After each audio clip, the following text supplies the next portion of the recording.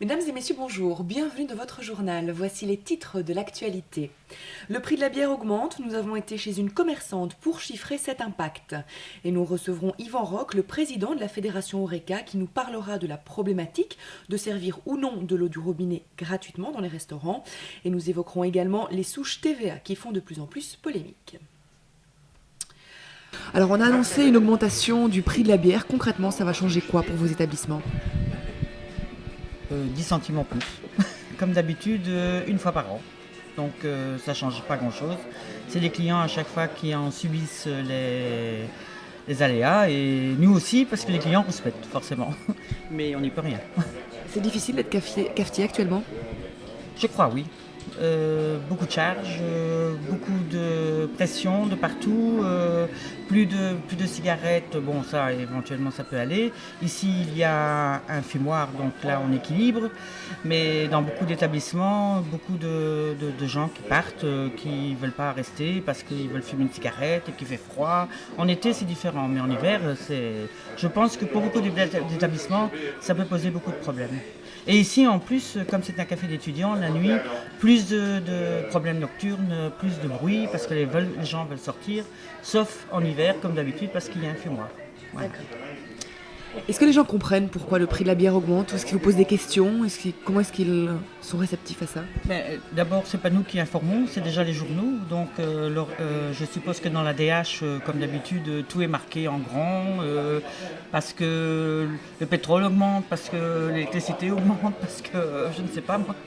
Et voilà, ils sont au courant avant nous et c'est eux-mêmes qui expliquent pourquoi on augmente. Alors on parle beaucoup de la fameuse souche TVA qu'on reçoit dans les restaurants, qui n'est pour le moment pas déductible à 100%. Qu'est-ce que vous en pensez? Je trouve que c'est dommage, que c'est injuste et qu'on devrait donc pouvoir déduire à 100% les notes de TVA. Pourquoi? Parce que c'est important que les industries et nos clients qui viennent de l'industrie puissent venir avec leurs clients, donc manger dans nos restaurants.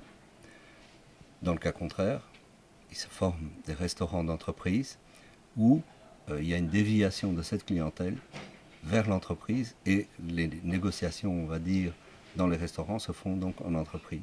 Ça, c'est déjà une chose.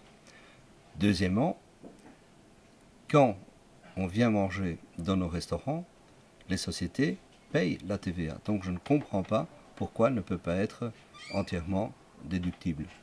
Ce n'est pas quelque chose qui va coûter à l'État, puisque forcément ça fait partie d'une économie.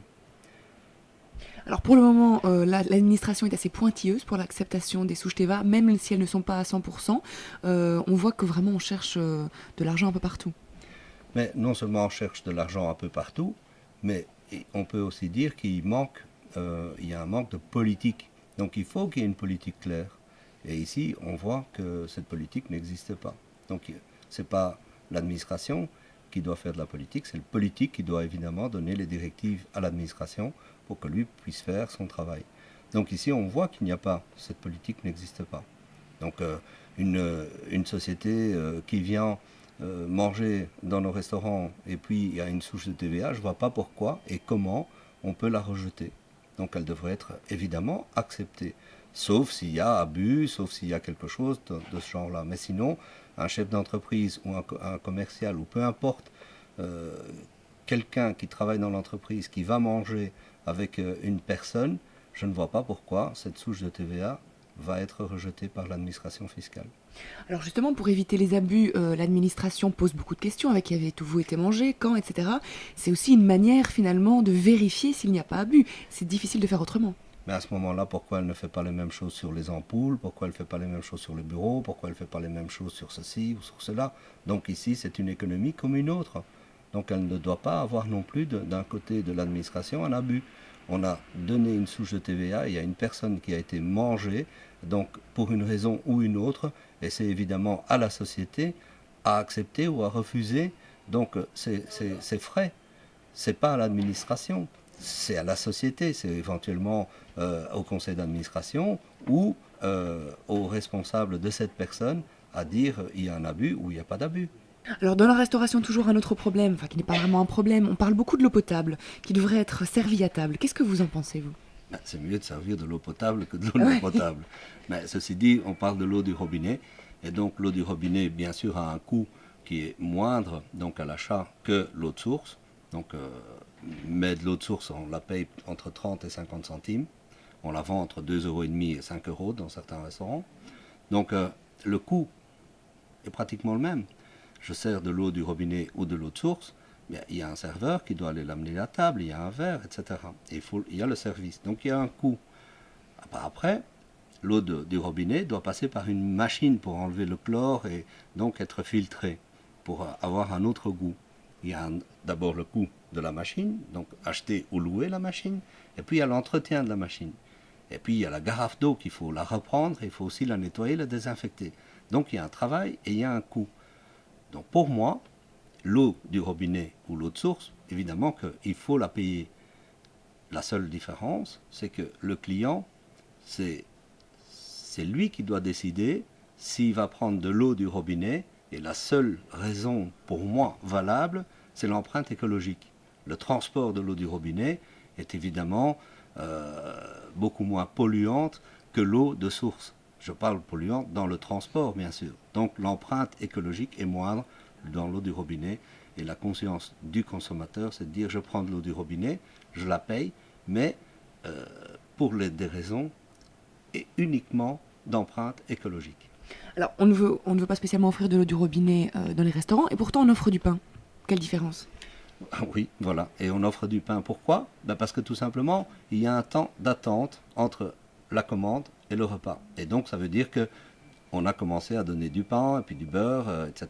Et donc, le client, il peut commencer on va dire, un peu à manger tout en... C'est comme un apéritif. On aurait pu changer le pain par des petites cacahuètes, machin, bazar. Mais le pain est plus adéquat, donc à table, et ça se fait. Donc, c'est comme ça. Ici, en Belgique, on donne du pain. En Italie, on fait payer les couverts. Dans les pays du Sud, l'Espagne, le Portugal, etc. Et l'Italie, on donne, quand on prend un café, il y a un verre d'eau. En France, il y a la garafe d'eau. Mais elle va aussi disparaître un jour ou l'autre parce que je ne vois plus la bouteille de vin à table. Donc ce sont des choses qui sont faites comme ça. Mais en Belgique, c'est pas normal de donner la garafe d'eau. Donc vous avez soif, prenez une bière, prenez du vin, prenez de l'eau, c'est très bon aussi, mais payez-la. Donc nos voisins français, eux, vous l'avez dit, donnent des carafes d'eau, vous n'avez pas envie de vous aligner sur eux? Non, parce qu'eux-mêmes vont arrêter, parce qu'il n'y a plus la bouteille de vin. Donc avant, quand vous alliez dans un restaurant français, il y avait déjà la bouteille de vin, il suffisait plus que de la payer. Elle était déjà là. Et donc les gens donnaient une bouteille d'eau, la carafe. Mais ici, on ne voit pas la bouteille de vin à table.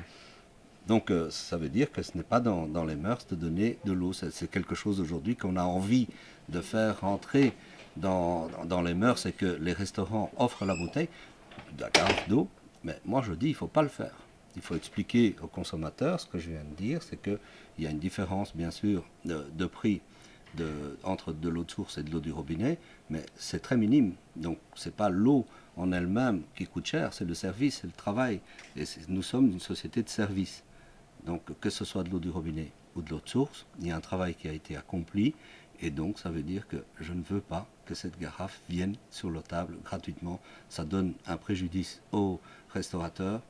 On ne donne pas non plus un service à la clientèle, parce que si on donne une garafe d'eau, ça veut dire que les prix vont augmenter ailleurs. Moi, je préfère que l'eau soit payante. Ceci referme notre journal. Je vous remercie pour votre attention. Toute l'équipe se joint à moi pour vous souhaiter une excellente année 2013. Très bonne suite de programme sur Eureka TV.